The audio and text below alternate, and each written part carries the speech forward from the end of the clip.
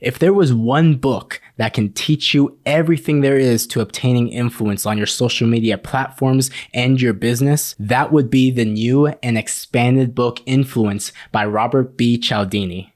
This international best-selling book is every marketer's Bible that teaches everything you need to know about influencing others. And after 20 plus hours of listening to and taking notes, I will discuss how to use each of the 7 principles in this book to gain influence on social media as well as in the business world. Now, if you aren't using all of these principles in your content, you could seriously be losing views that are going to someone else that does use all of them. Warning, these principles were meant to inform others on how to watch out for scammers that do use them. I do not condone the use of these principles to take advantage of people because of how extremely effective they are. And make sure you watch to the end because I explain how I used all 7 of these principles throughout the entire video. Moving on, before I explain the principles, let's understand how they're so effective to human psychology. The way Robert explains it, we are just like primitive animals. Our minds operate with a trigger called shortcut responding in order to make fast decisions given the situation. This comes very handy when time is of the essence, and it's usually very reliable. However, the difference between us and these primitive creatures is we carry the ability to analyze a whole variable of options to decide what is the best decision to make. Yet this will take forever to do all the time, so we rely heavily on shortcut responding more often. However, for years, Robert Cialdini worked on many sales positions to discover the most persuasive techniques out there still being used today. With the power of shortcut responding, or in other terms, click run, as how the author describes it, since it's a click response in our brains that causes us to take certain action, we can easily be influenced by any seller that knows these principles and leverages them to persuade us not just into buying their product, but becoming loyal followers of their brand, social media channels, or anything they wish to send our way. With that understanding, the first principle is reciprocity. Now, do you notice when YouTubers ask you to subscribe right after the biggest climactic part in the video, or right after giving you the most valuable information in the content? Well, this has been strategically placed right after the greatest high in the video due to the reciprocity rule. We feel the urge to repay when someone does us a favor or gives us a fortune of value. Everybody's been exposed to this principle at least once in their life. In fact, it's been proven that all human societies accept and practice this rule. Also, free samples at grocery stores are doing it without you even knowing it. People are more inclined to buy products when given free samples, even if it's not the same offering they received the sample of. It's highly possible the reason for this urging gut feeling to give back is so high is because we don't want to be seen or judged as freeloaders. Ultimately, feeling judged is the biggest element that enforces this principle. So I already explained one way of utilizing reciprocity by asking for a like or subscribe right after the most valuable information in your video. But this next technique won't just benefit your channel, but also help you reach the potential clients for your business. Let's say you're a fitness influencer that creates a free ebook containing recipes and workouts that will help shred 5 pounds off your body. Now that's already a valuable lead magnet, but also it's a great way to give value to someone so they're more inclined to subscribe or share your video when they feel like you've helped them out so much. Giving value to people is one way to get them to like you. But what other ways can we get viewers to favor us? That's where the second principle comes in, liking. There's nothing more effective to selling anything than getting customers to really believe that you like them. That's a quote from Joe Girard, the Guinness Book of World Records car salesman. It's no surprise that people will like you more when you give them genuine compliments. Compliments or giving genuine praise when deserved is a contributing factor to motivating someone to continue doing the action you want them to make. The simplest example of this is flattering someone after they helped you with a favor, such as, "Thank you for watching the full length of my video.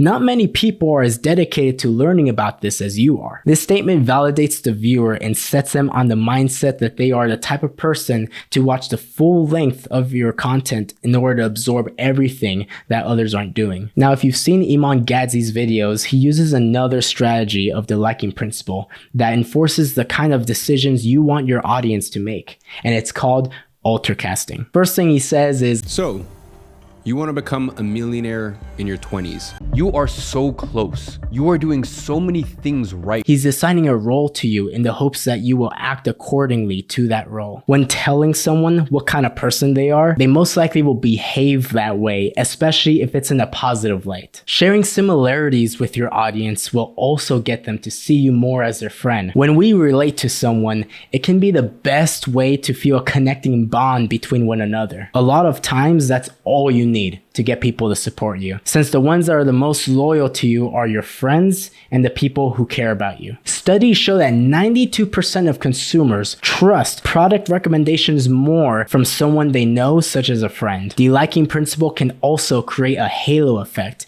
when the person's positive characteristics dominates the way people view them. Physical attractiveness can also play a role in this. So staying well groomed and looking good on camera can always be a big help. In fact, the book highlights that we automatically assign attractive people with favorable traits like talent, kindness, honesty, trust, and intelligence. Okay, it's not required to be hot in order to blow up on social media. Having a charismatic voice or being genuine and authentic to yourself can become your halo effect. Individuals gravitate towards that charm. Then once people take notice of your popularity, they get persuaded through your social proof, which is the third principle. When people are free to do as they please, they usually imitate one another. Eric Crawford. Picture date night with your significant other. How long do you think it'll take to find a movie to watch when searching through the thousands of choices? Probably long after the pizza gets cold. See, Netflix spoke out about how their most watched content increased in views dramatically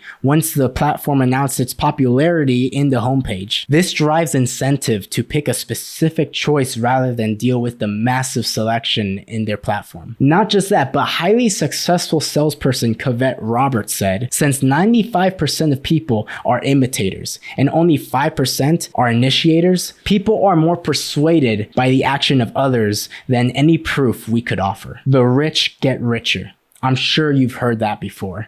And social proof is the one to blame for this. When learning something on YouTube, which channel do you trust more? Be honest. The one with very few subscribers, or the channel booming with subscribers and likes on every video that reaches the top of the search results as soon as you look up a question? When we are uncertain of what choices to make, we go for the same actions other people have taken. But the whole point of this video is to gain that massive following. So if you're starting out, try this method instead. Brett Malinowski, an influencer online that discusses business opportunities, made a few videos that shot up to 95,000 to 169,000 views, all relating to the same method: trends.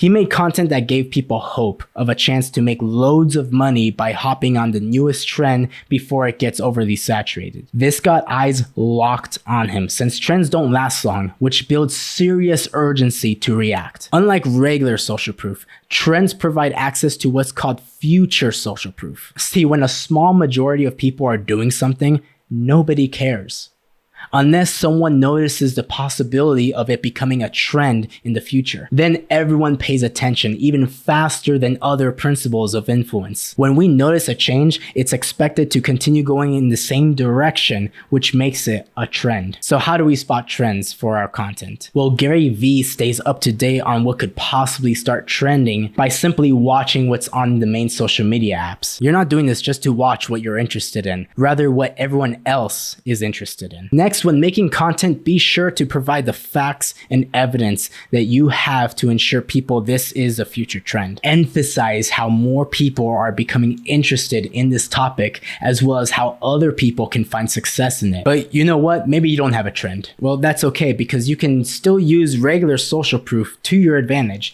even without the big following yet. Express to your audience how many people have conformed to what you're persuading. With enough evidence and social proof, you can wheel people into your community. But if you're looking for the strongest way to get people to listen to you and no one else, then please pay attention to the fourth principle: authority. See, once viewers notice an authority figure start talking, they tend to turn off their critical thinking brain and soak up everything that the expert says with zero objection. As a matter of fact, the authority principle has the potential to be so strong that statistics say that at least one mistake occurs every day with nurses in the hospital field because of blind obedience they have over anything the doctor says. How does it feel to be ordered what to do? Nobody likes it unless they trust the person giving the orders. And what better way to add trust than to be viewed as an expert in the field? The credible authority grants a halo effect on themselves by being seen as the trusted, well-informed figure. Adding rewards you've received from your experience in the field highlights the authority you have. This was proven to increase ratings for therapists. In fact, wearing the right clothes helps too. Basically mirror the audience you want, or wear the type of clothes that they would expect to see from someone in your niche. As a matter of fact, there was a 79% increase in compliance over a free survey in the mall when the man asking was wearing an expensive suit. Also, Domino's Pizza used to run ads actually apologizing for the quality of their pizzas from the past. This caused sales to blow up because people saw Domino's as more trustworthy after admitting to their mistake. This means you don't need to always express the best features about your topic, but starting off by explaining the drawbacks, then emphasizing the best features right after is perfect for increasing trust and authority. So when making a video on, let's say, business growth, you could start off with addressing how it's not easy starting your own business. In fact, the first couple of years are the most challenging, and it's where all of the mistakes are made. I would know from my experience as a videographer, then social media marketer. Next, express to the viewers the amazing benefits of high risk, high reward when done smartly because of all the opportunities you can receive from being successful in the business world. Now, if you don't have authority in the niche you want to influence, then this is when documenting what you're learning as you go comes into play. Teach the mistakes you're making and the achievements you've gained in your journey. This will make you authentic and show more honesty with your viewers. Not only are they becoming more familiar with you, but they'll be learning something from your trials and errors. If you've noticed, you don't need to have a following or done something successful before in order to influence others on your content. And the fifth principle is no different. Have you seen thumbnails that say deleting this video in 24 hours? Well, these channels are using the fifth principle, scarcity. When there's a risk and uncertainty involved, people are more likely to make the choice that avoids losing something valuable. Think of it like this. If we have enough to survive off of, then an increase in resources is helpful. But we absolutely panic when those same resources are taken away. During the time of this recording, TikTok was announced to be banned in the United States. Now, whether you like it or not, this still spread outrage all over the States. Even people that don't really use TikTok had an opinion on it. And conspiracy started spreading about the real reason why TikTok was getting banned. Well, I believe the book describes scarcity the best in saying clever individuals holding a weak, unpopular position can get us to agree to a position by arranging to have their message restricted. The irony is that for such people, the most effective strategy is to get their views publicly censored and then publicize the censorship. Going back on TikTok, it's known to have some very over-the-top theories that you don't see on other platforms.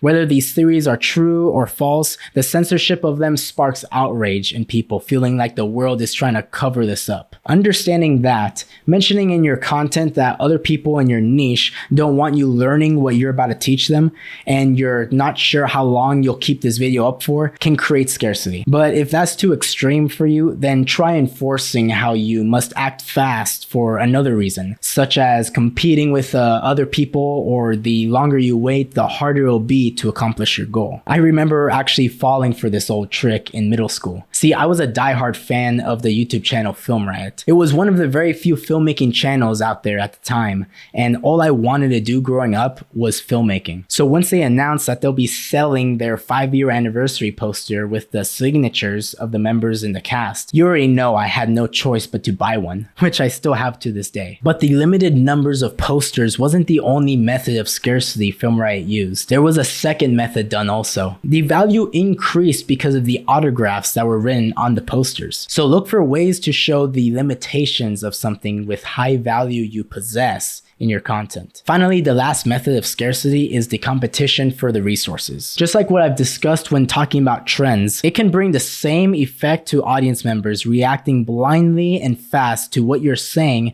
if you announce how competition is increasing and you have to react fast before it's too late. Brett Malinowski does this well in his channel whenever he describes how the window of opportunity is closing, whether it's hopping on the latest trend or building a personal brand. You feel the urge to react fast and listen to him as the authority figure, then take action on what he says are the next steps to take. But what about a principle that reinforces people's beliefs they already had? Well, that goes straight into the sixth principle, commitment and consistency. Let's talk about Donald Trump for this one, or at least his followers. Trump has cultivated such a strong following of committed fans, but there are also a big following of individuals who hate him as well. Both stay consistent with their beliefs, and that's where influencers come in. All of us feel the need to take a stand on things and beliefs that we live by. And plus, being consistent with our behaviors gives us a shortcut path to knowing what decisions are right for us, as well as how to react under different circumstances. But when people persuade us using our consistent beliefs, we feel this pressure to behave consistently with our values. So with politics, this can make people feel the need and pressure to agree with every belief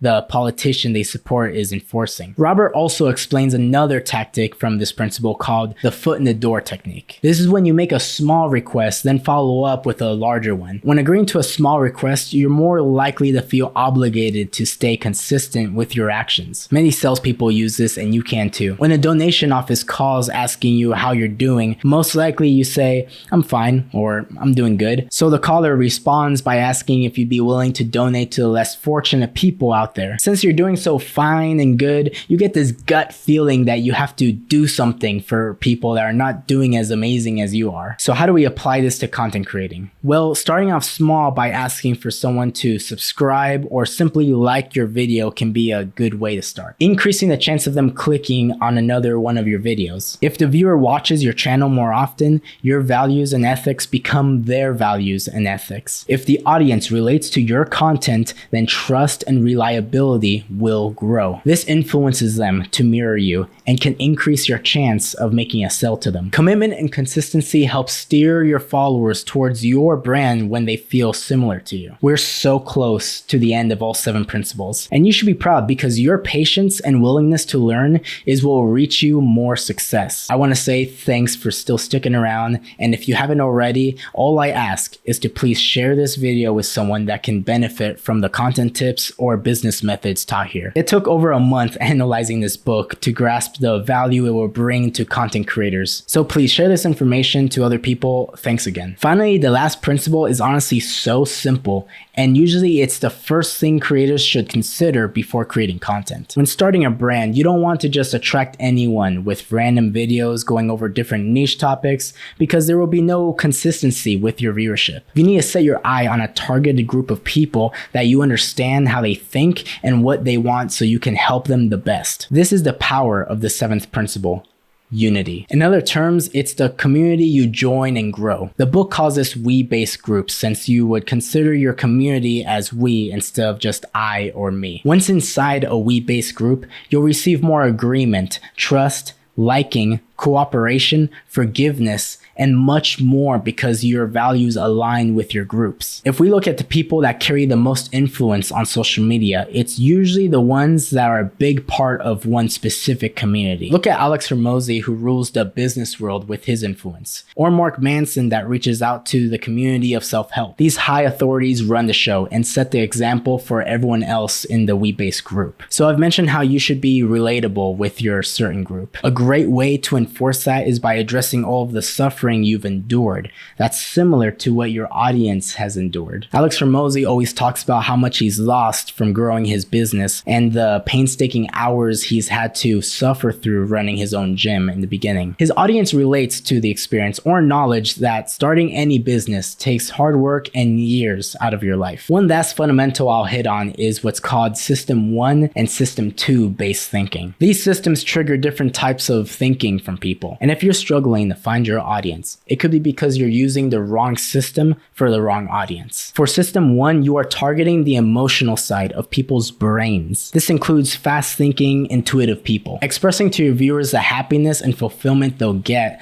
when watching your content or investing in your products would be how you utilize system 1 based thinking. It also plays a big role in why music is so popular since it grabs people's emotional side. When talking about system 2 based thinking, we get slower, more deliberate, rational thinkers that are searching for whatever is statistically proven to succeed. The people with rational goals should hear the facts and evidence that you have to prove your point. Knowing this combined with knowing your audience will help you develop influence from your viewers. So to sum everything up, I'll tell you how I used all 7 principles in this video. First, right after I gave 6 principles, I leveraged reciprocity by asking you to share the video to someone that could benefit from this content. I also highlighted the amount of hours I put into making this video possible. Then I made sure to explain how you should be proud that you've been watching all of this, which was altercasting from the liking principle, since I assigned patience as your social role. I used social proof when emphasizing how this book is an international bestseller. I also used this book as the main authority figure for my video, mentioned what different influencers do, and mentioned my experience as a videographer and social media marketer. In the very beginning of this video, I mentioned if you aren't using these principles in your content,